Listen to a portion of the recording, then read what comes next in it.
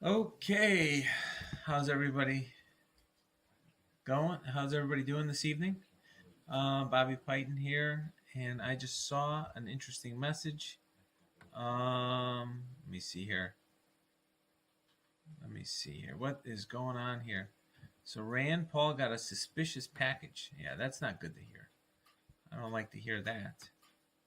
So, anyways, thank you everybody for joining. It's been an interesting weekend, as I kind of talked about a little bit yesterday.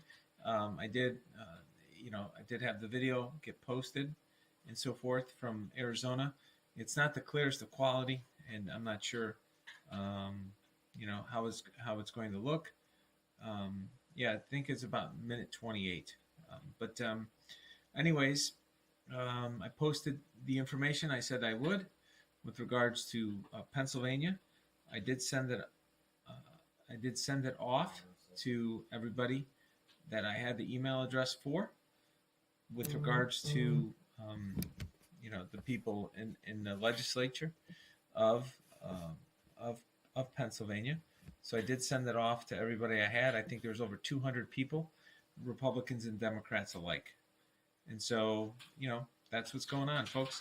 At the end of the day, we need to get the message out.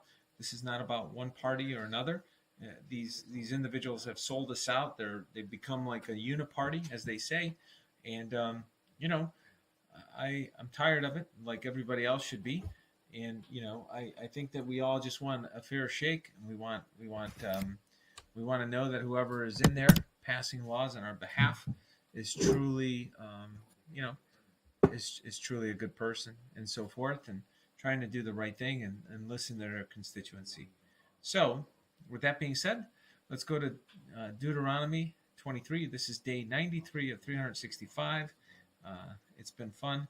So, thank you. And I'm glad you guys enjoyed the letter. I wrote it this morning. I penned it.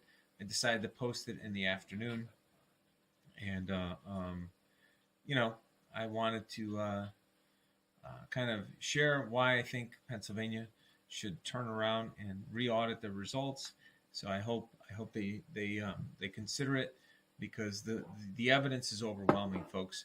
And folks, I didn't even list all the different ways that I can identify how things are wrong. Okay, that's just one. That's just one of the ways. I'm showing people one of one of the ways, and this is why it's been so hard to catch, is because you know they've done an absolutely outstanding job of hiding it, and unless you can visualize things and I guess through space and time, and like I would say, you got to dig, you got to look at it from a high level, and then you got to dig into a micro level. You won't catch it, and it takes some time. But like I said, I didn't want to get into it in the letter, but everybody who's been watching me here knows I have had a lot of dreams, quite a bit of dreams. Um, you know, Put it this way. I think I said it before. I don't know how many videos back, maybe 50, 60, 70 hours ago, with regards to the Bible. My head was getting so hot in December. Um, no joke. It was getting so hot when I was having these visions and stuff. And keep in mind, I have a chili pad. So anybody who knows what a chili pad is, I would run it at about 50 degrees, 50, 55 degrees or something like that. That I would set my head on the chili pad to cool my head from how hot it was getting. And I told my wife I thought that you know I thought that I was gonna have a stroke. So like that's how hot my head was getting, because I didn't know what to do, like in terms of how I couldn't control how much information was flowing into it, or whatever the heck was the case. But a lot of this stuff came to me during that time, and I did my part to do the work and put it all together. And so we'll see how it goes. I am hopeful that not only will Arizona flip first, that Pennsylvania and Georgia will follow suit. I had a dream that this was going to happen, and all I can tell you is that from that dream, that's funny. I'm going to put this here. The RAM drive is overloaded. is that if the dream is inaccurate and it doesn't come true, it's on me. If it comes true, then it's all God's will. So that's what I would say. That's one of the things I've learned about the Bible, is that if there's a mistake, it's because of my own damn something I didn't interpret properly.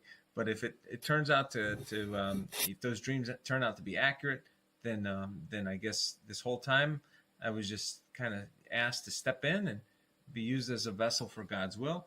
And I'm very grateful and thankful that I would be considered for the task. And so I hope I do whatever it is that needs to be done, and that's that. So let's go to Deuteronomy 23, regulations concerning worship. Now this is pretty this is pretty funny. You got to love how it just starts out. If a man's testicles are crushed or his penis is cut off, he may not be admitted to the assembly of the Lord. Now, folks, that's pretty harsh. Not only did the guy lose his testicles, he can't go into the promised land. No, I'm saying, into the assembly of the Lord. Man, you want to talk about getting a bad break? I'm sorry. Just got to have some fun with this tonight, folks. It's been a long day, so this is this is pretty funny. No eunuchs allowed. I like that, stud puffin. That's pretty funny. Let me get this one up here. No, so no eunuchs allowed. I thought, hey, first of all, Adam, this is in Deuteronomy 23. I didn't write this. I'm not that creative, but anyways. I do think it was pretty funny. Oh, liberty with touch. Most woke men right now have voluntarily allowed their testicles or their penis to be cut off. Is that what you're saying?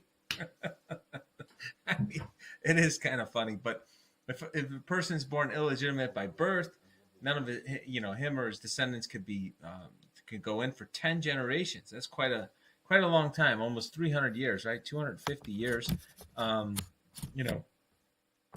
That's pretty crazy as well. So then miscellaneous regulations. You got to love these regulations, folks. I agree, Elishiva. A man does have to be complete to enter the temple, which is why these lunatic lefties, as well as the these wokesters, as we call them, these jokester wokesters, the wokester jokesters are trying to basically break apart men as much as humanly possible. They're trying to strip them of their masculinity so that there's fewer of them that can enter into the temple.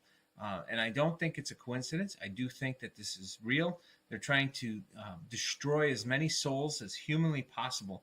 They've literally taken the Bible and they've crafted a message and activities through a corrupt press, corrupt politicians, through money, through bribery, through horrible people in the media, as well as entertainment and the evil Hollywood that we all know about, and they're literally getting people to consciously neuter themselves and destroy their completeness as a person, as a spirit. So this is not this is by no means an accident. I think they're trying to do a lot of different things to they're trying to have as many souls ruin themselves as possible. So then they say, hey, you chose it upon yourself to ruin yourself. It wasn't us. We just kind of, we wanted to see if you were stupid enough to follow what we had to say, and you were. So it's almost like a self-selection process. It's pretty crazy to say the least. Okay. So miscellaneous regulations, right? This is about it's not, folks, they say the Bible is very entertaining, right? Them talking about wet dreams in the Bible. I don't remember this at all. I've been on this earth for 45 years. I don't remember them talking about nocturnal emissions in the middle of the night. Like they're talking about wet dreams and how the guy's got to leave the camp and stay away all day. Right? So, anyways, that's just unbelievable. Anyways, David, I agree with you. I think they're necessary. But anyways, I do think this one was pretty humorous. I'm glad that we have a little bit.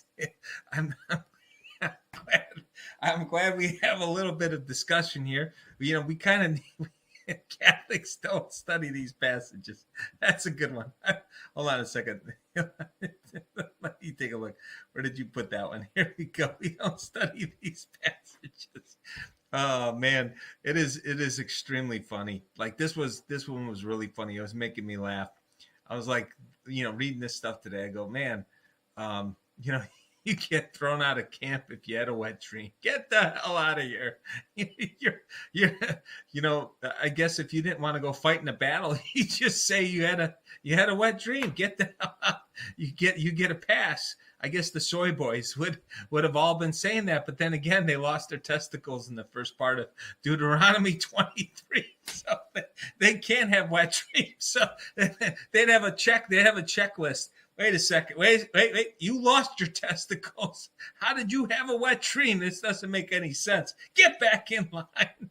Oh, wait a second. But you don't get to fight because you lost your testicles. Anyways, you should see some of the things in the Talmud. I'm definitely going to have to check it out because this is really funny. Anyways, if slaves should escape from their masters and take refuge with you, you must not hand them back over to their masters. Let them live among you, right? Anyways, now it's back to seriousness. No jokes on this one. Anyways, no Israelite, whether man or woman, may become a temple prostitute. But I guess if you're an it, you can, right? Nowadays, you can become an it.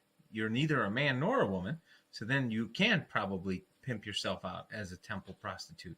Maybe this is how they perverted it today with these sick bastards that we live among right now. When you are offering to fulfill a vow, you must not bring that to the house of the Lord your God any offering that from the earnings of a prostitute, whether a man or woman, for both are detestable. Okay, to the Lord our God. Okay, so that's pretty straightforward. When you enter your neighbor's vineyard, I did find this was pretty interesting. When you enter your neighbor's vineyard, you may eat your fill of grapes, but you must not carry away any in a basket. And when you enter your neighbor's field of grain, you must you may pluck the heads of grain with your hand, but you must not harvest it with a sickle, right? And what I thought was interesting is when I was kind of reading this, I was sitting there thinking, when somebody's being generous and they're giving you something, right, and they're sharing in their prosperity, don't be a jerk. That was my interpretation. It's kind of like going over to somebody's house. They invited you over for dinner, right? And they have dessert. They get out the cheesecake or something, and everybody has a few pieces of the cheesecake, and then they walk off with the leftovers. There's like half a cheesecake left, and they walk out of the house. They weren't even the host. They didn't bring the cheesecake. It's inappropriate, folks.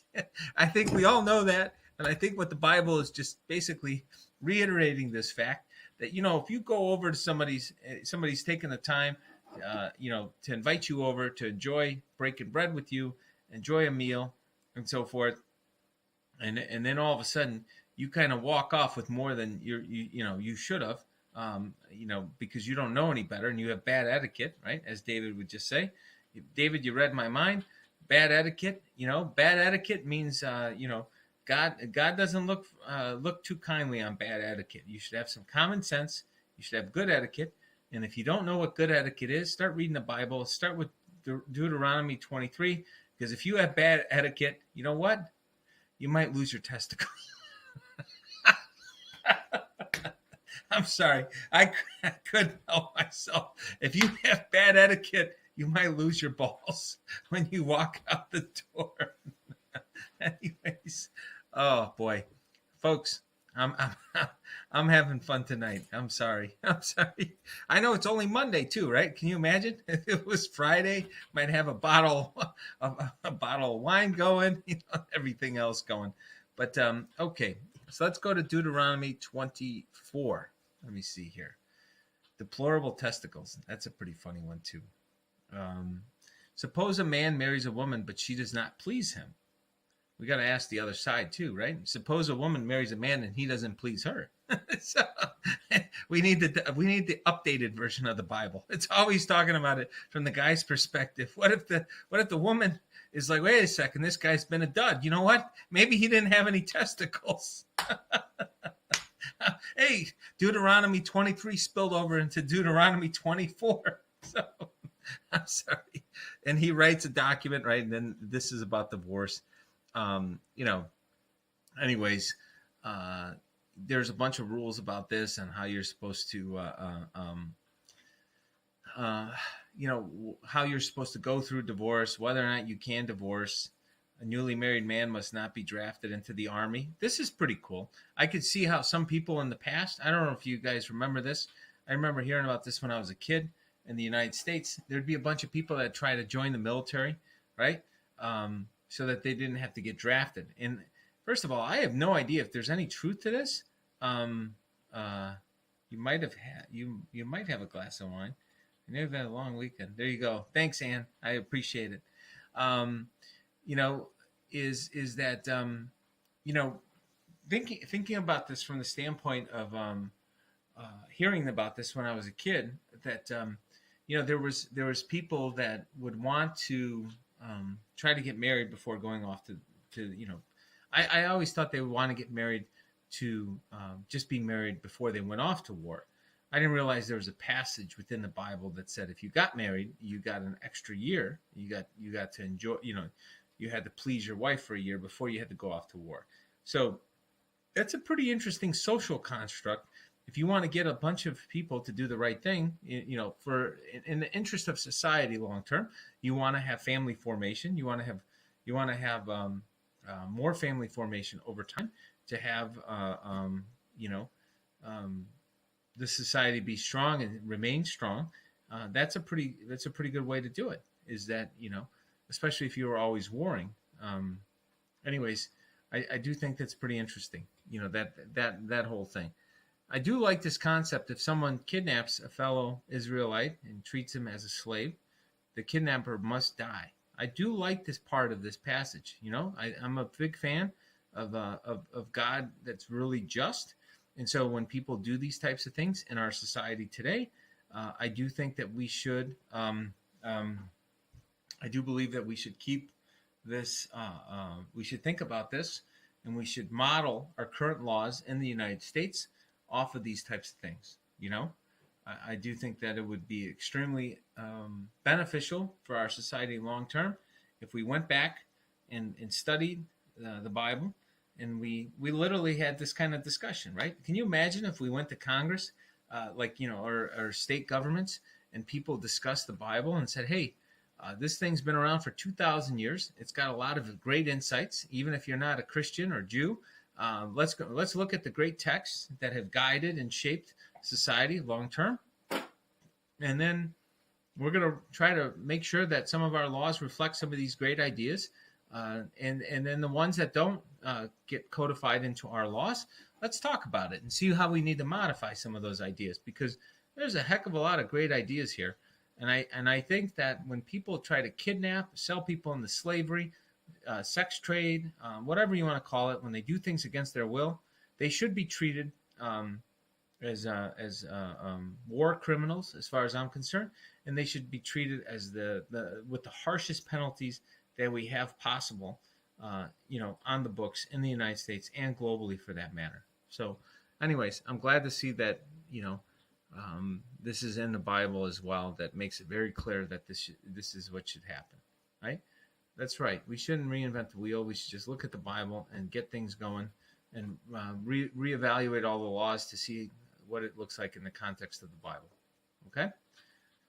So, we kind of live our society this way. Parents shouldn't be put to death for the sins of their children, vice versa. Yes, we do agree with that. This is why we follow a very similar, structure today that ties into this. Let me see here, is, justice must be given to those living among you and to orphans, and you must never accept the widow's garment as security for your debt. There's some basic courtesy rules here that we talk about.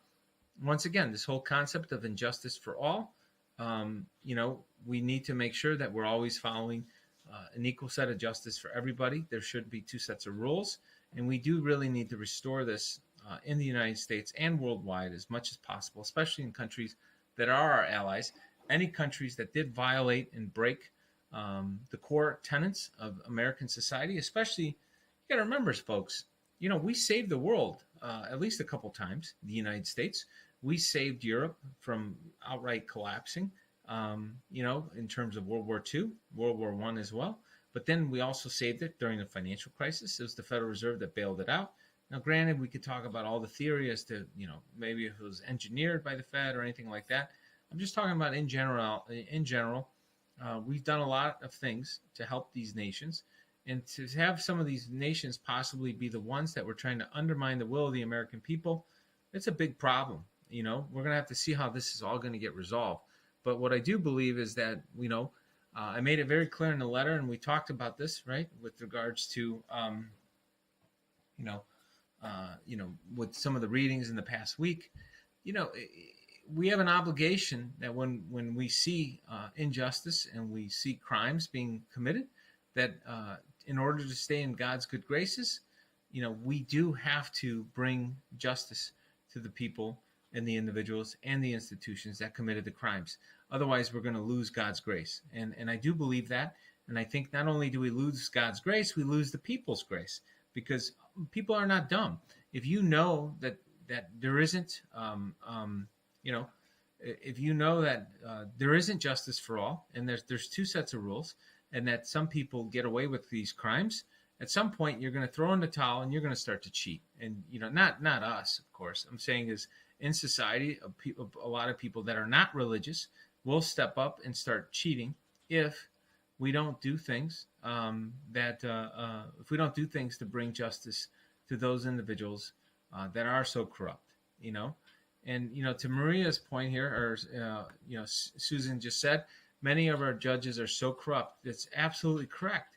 But here's the problem. I think that if we don't if we started paying attention to who is being voted on and so forth, and knew those names, it would be a little different. Uncle Downer, I'm not sure I'm getting national coverage. I don't know what you're talking about. So if you know anything that I don't know, I'm just curious as to what am I getting national coverage about, folks? I don't think I'm getting any national coverage. I was just talking about some stuff that I thought we should do with regards to Pennsylvania. Damn, Biden did not win. Anyways, I'm laughing because I'm curious to see how this all plays out, because I had these dreams and I want to see what's going on. But I don't think there's any national coverage. I think that there's some coverage, which is pretty cool. And more importantly, the coverage that matters the most is coverage in Pennsylvania. We need to get the people of Pennsylvania to get up, look at these rolls. I posted all 67 counties, folks. You gotta take a look. You gotta take a look here. I'm gonna put this over here. This is so true. That those names, everybody downloaded them. I have good news to report, and I don't know if they're here on this on tonight, and I don't want to say who they are if they are here, but someone from Pennsylvania. I was talking to them today, and I don't want to say their name, but what I will say is that they did mention that they are using the data, which is really cool, right? Because I post some of this stuff, and I post my write-ups, I post the data, and at times I'm like, I don't even know if anybody's going to look at it. I'm just like, I do all this work. I'm pretty excited about the results I see. I'm like blown away at times. I'm like, you can't make this stuff up. I'm shocked that I know exactly where to look. And, I just sit down and work, put it down on paper. I have an idea. It just flows into my head. I put it down, and then all the results fall out. And it's just like, it's as clear as can be to me. And sometimes I wonder if it's as clear as it can be to me, to everybody else as well. And so I'm really curious to see how these results continue to play out. So God bless everybody who is taking the information and doing something with it, and helping make sure that the will of the people of Pennsylvania, the will of the people of Arizona, and as well as we need to get New Hampshire through, and all this other stuff. We need to get all these states through, and I'm looking, I am looking forward to the what can I say? I'm really looking forward to President Trump being back in the White House. And what I kept seeing, and I don't know, I have no idea like how fast this would be. So fast if it's true. Maybe sometimes I'm early a year, folks, but what I kept seeing was July 4th, right?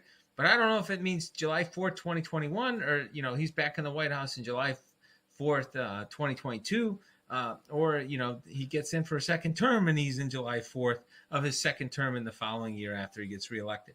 I have no idea. I didn't see the year. I just saw. I did see him in the White House on July 4th, celebrating with the country, and so that would be something, wouldn't it? Can you imagine if he was back in the White House this July 4th?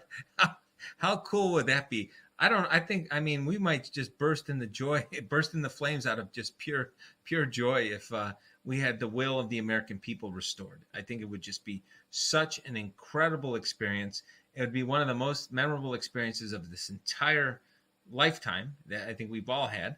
The greatest president in the history of our republic back in the White House for the celebration of the birth of our nation. How unbelievable would that be? So, okay, we're on to May 24th, so that means there's 30 days. And so we're at 30 days, right? In June, so that's 4. In July, so that's 34. And then we have another 7 days left, so that's 41. So we have 41 days left. Let's see what happens. So it would be pretty funny if on day, 41 days from now, President Trump is back in the White House. Wow. That would just be unbelievable. You know what I would just say? With God, anything is possible, right? And with God, anything is possible. And it wouldn't shock me at all if it happened. You know why it wouldn't shock me at all? Because it's just. And I think we all know that President Trump back in the White House by July 4th of this year is the most just outcome you can possibly think of. It would be proof beyond a reasonable doubt that the will of the American people has been restored. It would just it'd be hard to argue that the will of the American people is being ignored if President Trump is back in the White House by July 4th of this year.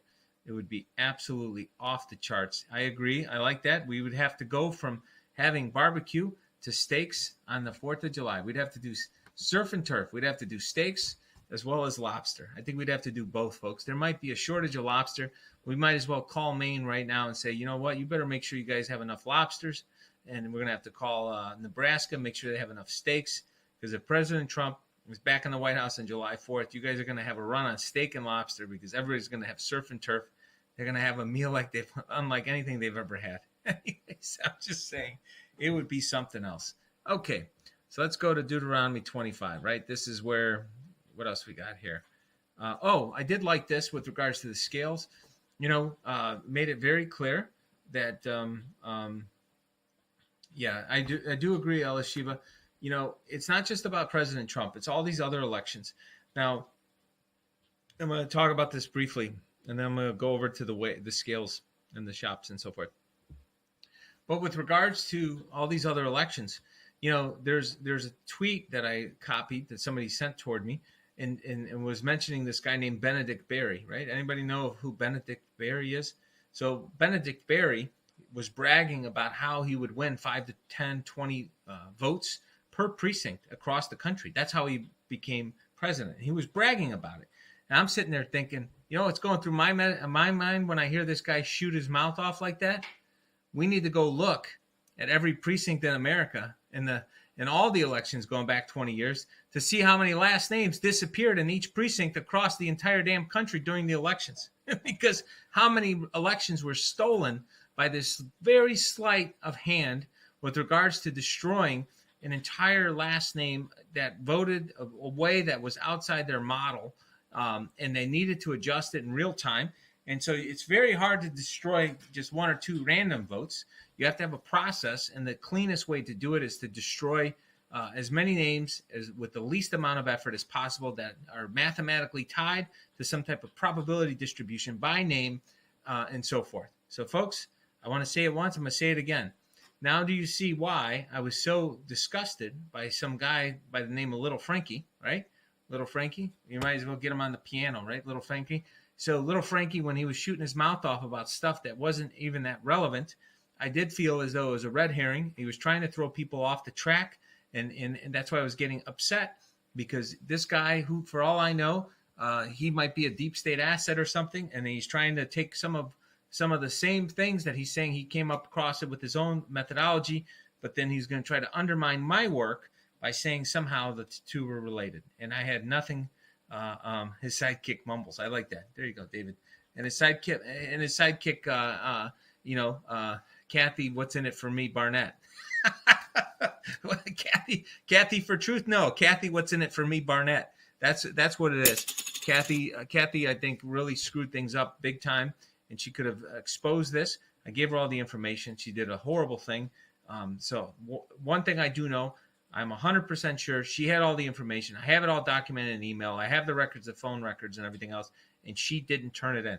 Now, with regards to Mastriano, I had some grief, some kickback, some blowback here from people telling me that he's a good guy. And first of all, I have no opinion on him. I don't know. I've only talked to him like twice.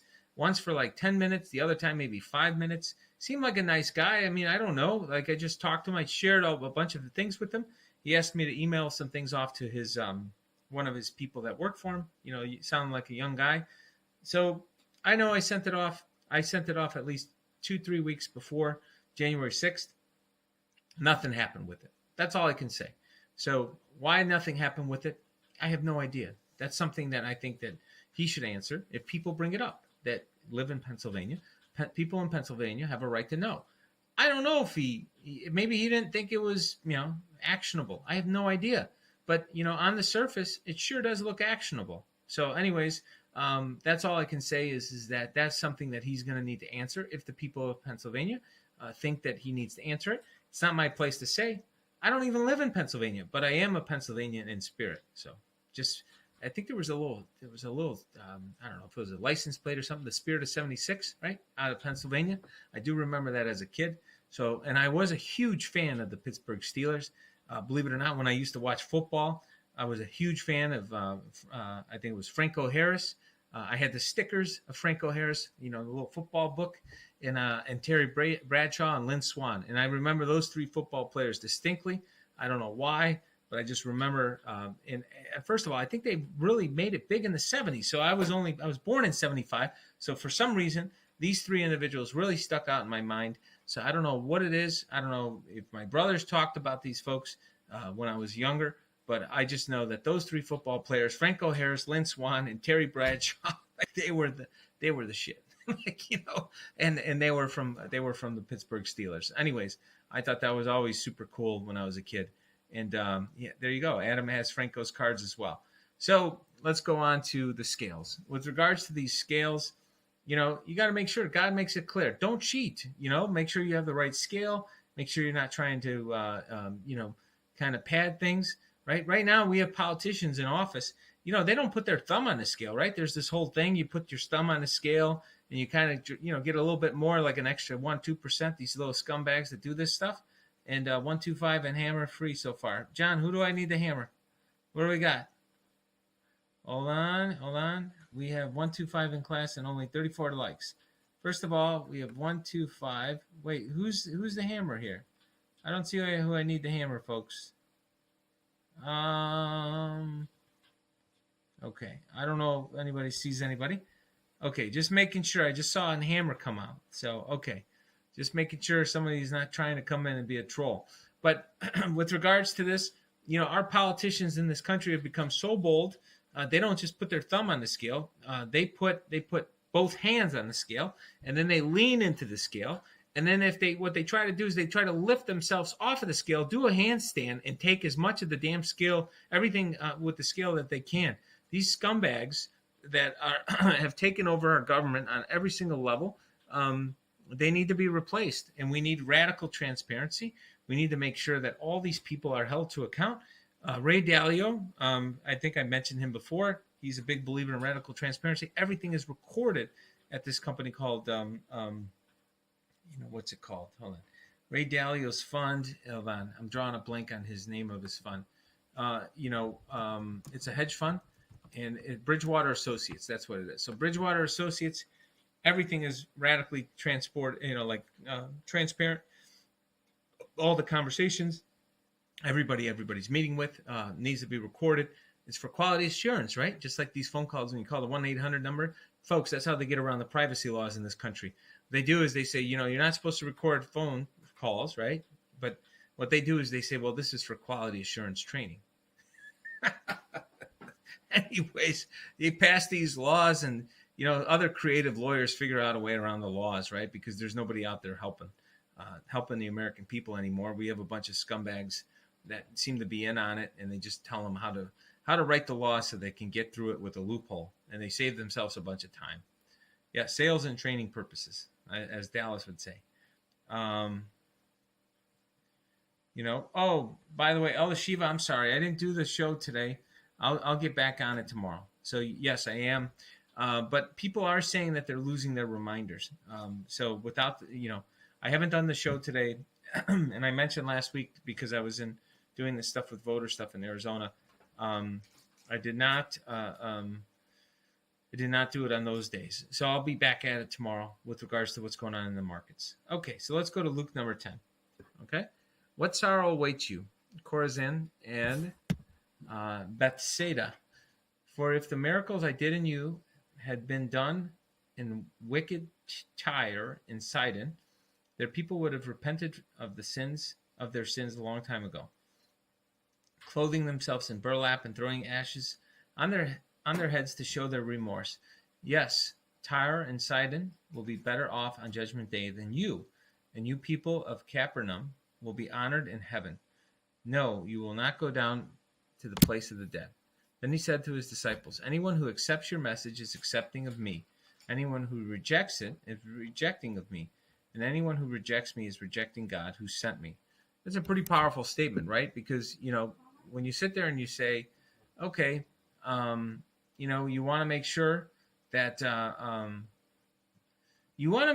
when you turn down good, exceptional knowledge about righteousness, even if you don't like the person that's delivering the message, that's the key, right? There's a lot of really good information out there, and it's righteous, and it's really good insights. Sometimes people attach the personality of who's delivering the message to not wanting to follow the message. And that's a really, really, really bad idea. If the message is solid and it makes a lot of sense, and you find out who the message is from, and the message is from the big, from God himself, right? God, like the Son of God, Jesus, and you want to ignore it, I do think you need to, tread lightly. You really want to make sure that you're making a good decision. And if you're not sure if you're making a good decision as to what you're going to ignore and so forth, you definitely want to, you definitely want to reread the Bible before you make those types of calls. Okay.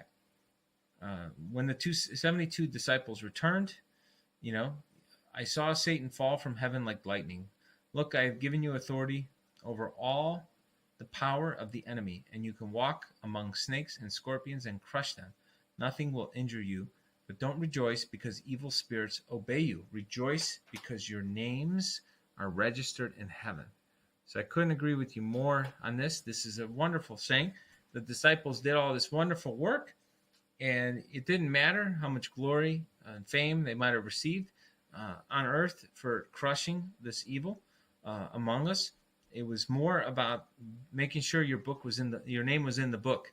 And this is, once again, even though this is Luke 10, this is a whole concept of mitzvahs in Judaism. There's a book, and there's a book on your life, and there's 2 columns. It's like an accounting ledger. The things you did right and the things you did wrong, right? You go left and anyways, the things you did right and the things you did wrong, and then God tallies the score. And, you don't just get to ask for forgiveness at the very end and you get a pass, right? Like you do in Christianity. It's not the way it is in Judaism. If you did a lot more stuff wrong than right, you better just pray for mercy, right? That's all you can do. But I do think it is pretty interesting with regards to this being highlighted here in Luke, even though it's a very Jewish concept. With regards to the way mitzvahs work, this is a different kind of mitzvah. Do the right thing, get the word of God out there, and don't worry about any praise for it. You'll get your scorecard later on, so to speak. And so it's kind of like doing something for score, and you don't know what the score is going to be, but you trust that God's going to do the right thing anyways. You know, there you go. I like that, Jacob. Well said. Jesus is the one that he's the one that bridges the gap between Judaism and Christianity. So it works out just fine. And Luke was a doctor, so he was into math and accounting. I like that. Okay, so Father, Lord of heaven and earth, thank you for hiding these things from those who think themselves wise and clever, and for revealing them to the childlike. Yes, Father, it pleased you to do it this way. My Father has entrusted everything to me. No one truly knows the Son except the Father, and no one knows the Father except the Son, and those to whom the Son chooses to reveal him. Okay? Then, when they were alone, he turned to the disciples and said, Blessed are the eyes that see what you have seen. I tell you, many prophets and kings longed to see what you see, but they didn't see it. And they longed to hear what you hear, but they didn't hear it. So, it's pretty interesting, and this was the next part was with regards to the law of Moses. How did you read it? They asked him, Teacher, what should I do to inherit eternal life? And so Jesus, did what Jesus does, and he told the story, and he said, this is the Good Samaritan law, right here. A Jewish man traveling from Jerusalem down to Jericho, and he was attacked by bandits. They stripped him of his clothes, beat him up, and left him half dead on the side of the road. By chance, a priest came along, but when they saw the man lying there, he crossed to the other side. A temple assistant walked over, and he also crossed. Then a despised Samaritan came along, hence Samaritan law, Good Samaritan law, right? This is right in the Bible, folks. This is in our life every day, and a lot of people don't even realize that it was right here in the Bible. Then a despised Samaritan came along, and he saw the man. He felt compassion for him. Going over to him, the Samaritan soothed his wounds with olive oil and wine and bandaged him. Then he put the man on his own donkey and took him to an inn where he took care of him. The next day, he handed the innkeeper 2 silver coins. This is where you get your 2 cents, folks, right? No, 2 silver coins wasn't 2 cents. Telling him, take care of this man. If the bill runs higher, I will pay you next time I'm here. Now, which of these 3 would you say was a neighbor to the man who was attacked by the bandits? And he said, the one that showed him mercy. And he said, then go and do the same. And so that's a beautiful story. And it's the basis for the Good Samaritan law that we all know about. And, once again, you do the right thing because it's the right thing to do. And I think that's so important that we we get back to that as a society. Right now, it seems as though people don't like to do anything if there's any downside, right? Even if it's a good thing and they want to do it just for, as the Jewish people would say, for a good mitzvah, right? You do something for a mitzvah, you don't get any public adoration, you don't get any extra kudos for it. You do it because it's the right thing to do. It's called a mitzvah, right? Nowadays in society, nobody wants to do these mitzvah. Nobody wants to do these good deeds. Why? Because if you do a good deed and somebody has a problem with it or finds it insulting or someone finds it outrageous. Why could you do such a thing? They'll try to criminalize you. That's what these scumbags try to do in the lunatic left. They'll try to say that you did something wrong. You had some kind of other intentions. They'll try to make up stories about you.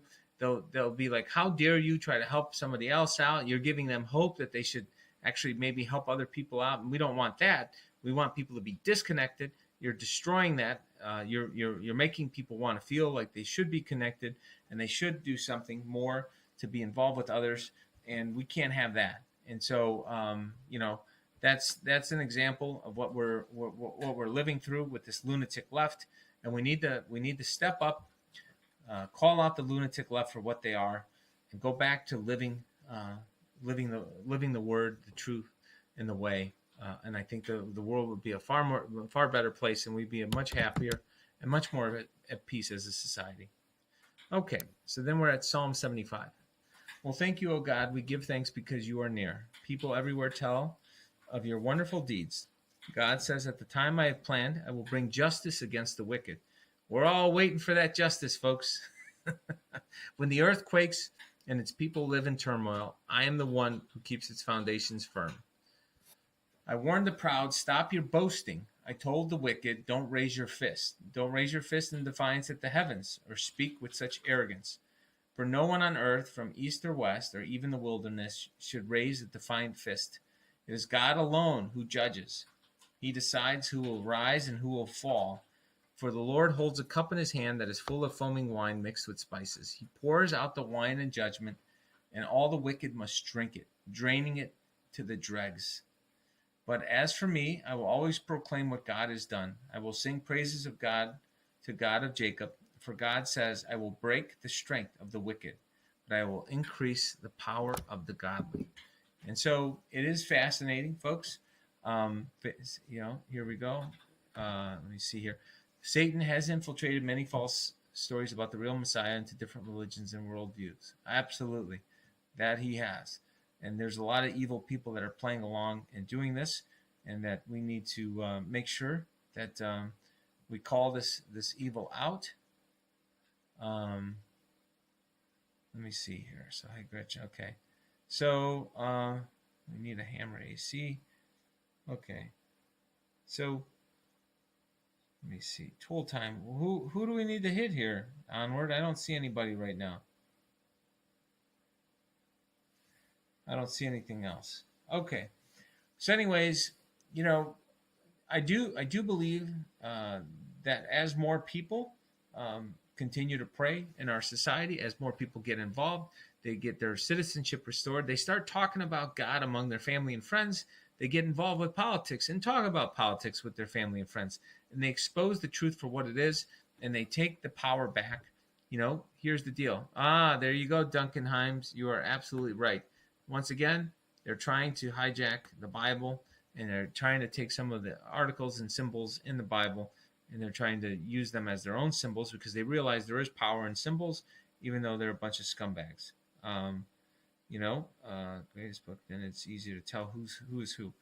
Oh, well then, yeah. Susan, send me a little message. I'll join the Bible group on Gap as well. I do think that as we pray more as a society, as we get more involved, we do all these things, we only increase our power and we build up our defenses.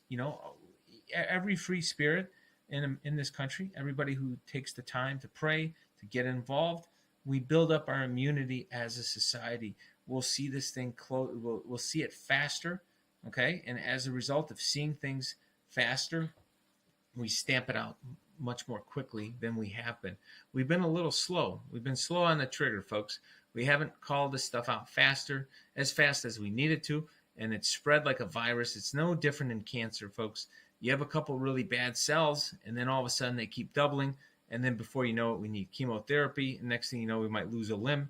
And so we need to strike against this evil faster when it appears, and we need to do something to make sure that we stop it in its tracks and deal with it in a much more timely manner going forward.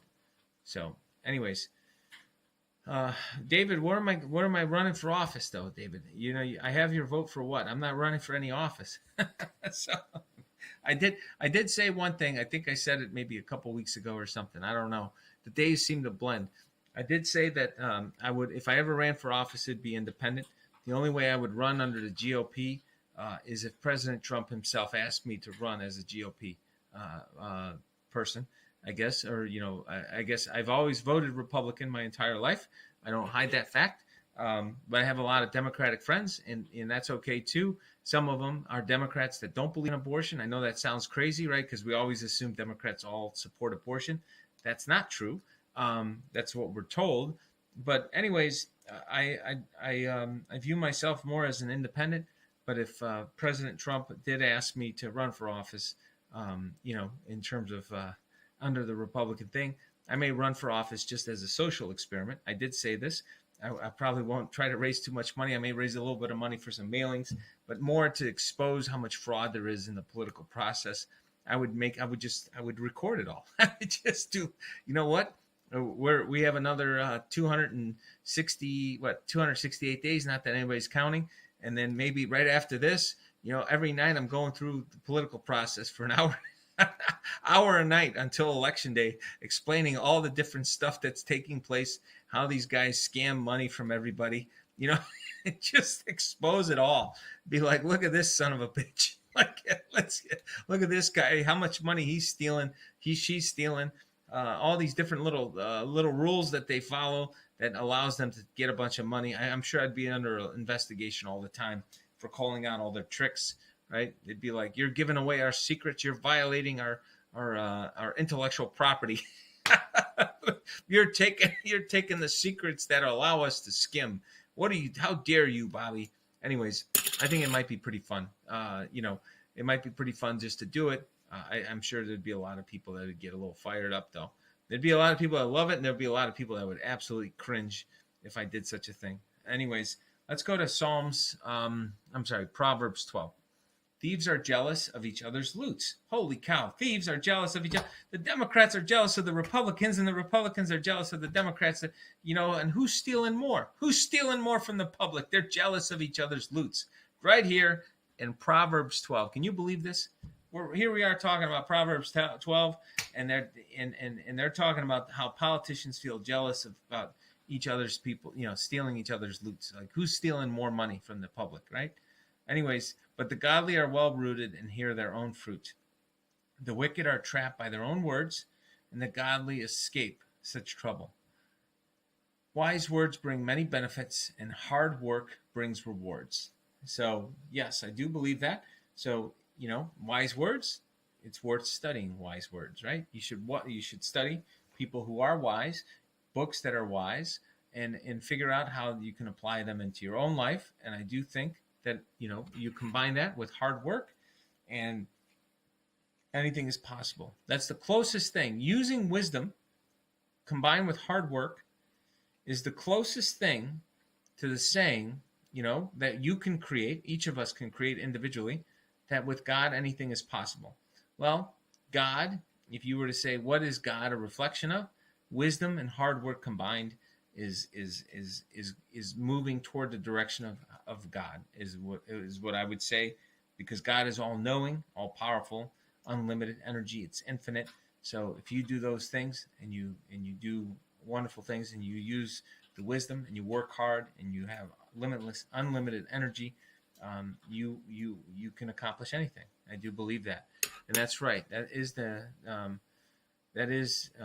American way. It should be meritocracy. And I agree that nobody but God has dominion over us. And I do believe that. And they were mocking us with that. And so I wanted to start out by saying that because, it is important. Well, hey, Maria, just so you know, they're trying to say that math is racist in California. They're trying to say that right now as we speak, that, math is racist in California, if you can believe that. This is how crazy these nut jobs have become. They're trying to just attach themselves to anything and everything they can to undermine, undermine all this stuff. So, anyways, I show 139 people are here, folks. So I'll tell you what. Does anybody have any questions? Because we're 7 minutes early. Usually it's at least 1 hour, folks. Anybody have anything they want to ask? Let me see here. I'm just seeing if there's anybody who said anything on chat that I should respond to.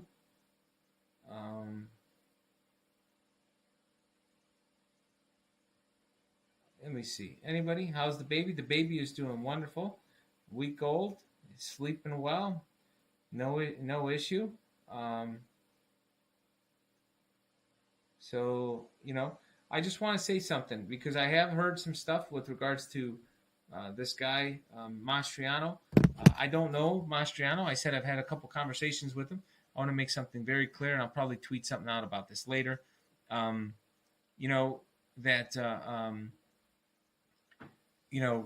don't know anything about him. I'm just saying that he was given the information, and maybe he had a good reason why he didn't share it.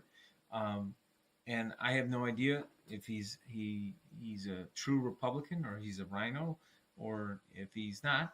I've heard good things. I've heard good things about him from people that I respect. And so my whole point is just to ask the question, what the heck was going on? With regards to, people can confirm all this, right? They can look at the schedule. They can ask him point blank, did you meet with Kathy Barnett to talk about a U.S. Senate run? See if he did in fact meet with him.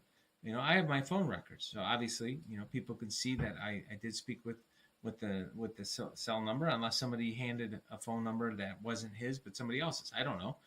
That's always possible, but in general, I'm saying something's off in Pennsylvania.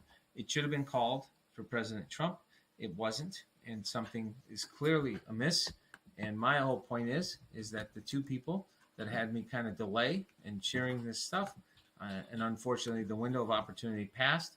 I spoke with two people from Pennsylvania, which I was told, as I said in my post, were two people that I can share this information with, and neither one of them did anything with it. And so that's my whole point, folks, as to why I think it needs to be looked into. Okay, so Bobby, even the crazy actuary processions get. Oh boy, yep, actuaries. I feel bad that they're trying to do this crap there too. Um, I have no idea if she's going to court. I have no idea. Kathy Barnett's going to court. I don't think she broke any laws. I just think she's not anybody I would ever vote for. And I think that she's very misleading. And I think she thought that people doing canvassing, it was somehow her property. Okay, let me see here. I don't know if anything else. Look, nothing would make me happier. You know what I'd love to see, frankly? Okay, I'll say it publicly. Nothing would make me happier, okay, than seeing the Pennsylvania senator the senator from Pennsylvania, Mastriano, publicly say, Bobby, I think we need to look into this. This looks very interesting. I'm not sure if you sent it to me, but you know what? I don't know what the hell happened. I don't know if, maybe I was just in the middle of a bunch of things when you talked to me. And guess what? I'm going to look into this, and I'm going to look into it right now because I want to turn the state around. I want to be the next governor. So I'm going to expose this fraud. Bobby, can you give me a hand? And let's go over all the damn information that you have to help take the state back. I would be like, no problem. You know what? Let's do it. Let's get this thing going. Let's get this party started. Anyway, so I do think that would be pretty cool, and I'll post the speech on Telegram again. I posted it, I thought, earlier, but I'll post it again. You going to bed? Okay, 1 second, folks. I got 3. Yeah, good night, love you. Okay, so I'm just saying that that would be wonderful if he would go and do something like that. I have no idea if he would. I don't even know if he pays attention to anything Bobby says. Right?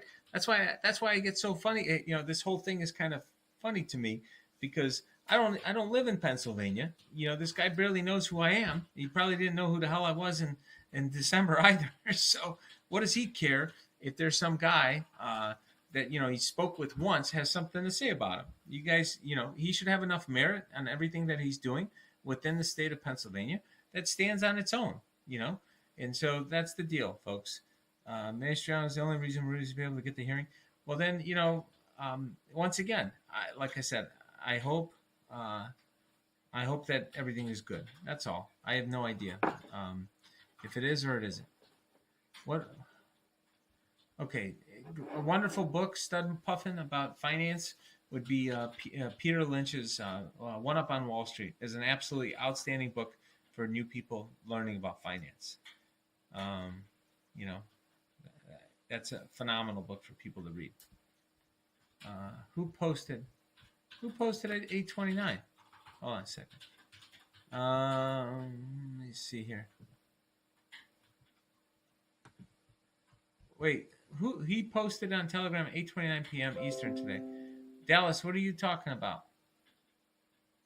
I'm not gonna do a reenactment of the speech, folks. I'm getting a little tired. I'm not gonna, Dallas, what are you talking about? Are you still up on it? Are you still out there? It's all strategy from Mastriano. I don't know. Did Mastriano post something? Is that what you guys are saying? Let's take a look. Let's go to the videotape. Did he post something here on the old Twitter? Let's take a look. Did he tweet something out? We'll take a look. You guys will get a real live reaction here. You posted your speech. Oh, I see. Mastriano, the San Francisco treat. Yeah, remember that? Rice-A-Roni? Mastriano. Let me see. 3 days ago. No, he hasn't posted anything. in a while. I think I'll follow him. He's from Fayette. I used to follow him before. He used to follow me, folks, on my old Twitter account before they banned me. So I don't know. Yeah, But anyways, that's the deal. What I will say on my Twitter, UAmerica333. I'm back up to almost 13,500 followers here, and this tweet about Pennsylvania, I'm happy to report it's had over almost 11,000 engagements and 1,141 retweets, folks. 1,141 retweets. This is outstanding, and I'm hopeful that people will get the word out and look into it. Look into all this analysis, because folks, if this is happening in Pennsylvania and it's happening in Georgia, chances are it's happening everywhere. It's happening all over the United States, probably in every single state. And so, why shouldn't we? Why shouldn't we look into it? It doesn't make any sense not to. Anyways, for what it's worth, that's what I think. That we should definitely get going and look into it, folks. Anyways, so that's that, folks. I am gonna wrap it up for the night. I'm gonna chill a little bit, go see my boss. My boss is my wife, folks, and so relax. And then I will see you guys tomorrow. I'll do I'll do the market recap tomorrow, and so I'm gonna definitely do St. Michael's prayer. Thank you, Jules, for reminding me. But I do have it up right here, so I'm just gonna say, St. Michael, the Archangel, defend us in battle, be our protection against all the super rhinos. Super rhinos. Some of these super rhinos try to say they're super moms, but they're really just super rhinos, as well as all the Trojan donkeys that are wicked and are in snares of the devil. May God rebuke all of them, especially in the great state of Pennsylvania. Let's make sure that Pennsylvania is great again, and then we'll make sure that Arizona and Georgia are great again, and then we'll worry about the rest of the country. We really need those three states to turn back for President Trump, we humbly pray. And do thou, O Prince of heavenly hosts, by the power of God, thrust into hell Satan and all the people that are currently in D.C., and all the evil spirits who wander through the world for the ruin of souls. I think that's a good modification today. I'm not going to kid yourself. So anyways, let me just say God bless you.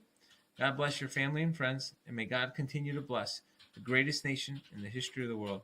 And may peace be with you. And if you don't have peace, go find out what's going on with Mastriano. see if he's truly a Republican and one of us, or if he's not. And I think we have a right to know which one he is. Is he a conservative, and he's a really American first kind of guy, and then find out why in the world didn't he put out that information that he received. That's all. I think it would help bring us all a little bit of peace, and I think we deserve to know. Oh boy, mango. I don't know what these little mangoes are, using all the foul language and stuff. It's pretty disturbing. Anyways, I hope you guys all have a wonderful evening, and I will see you tomorrow. Have a good night. God bless, and I love you.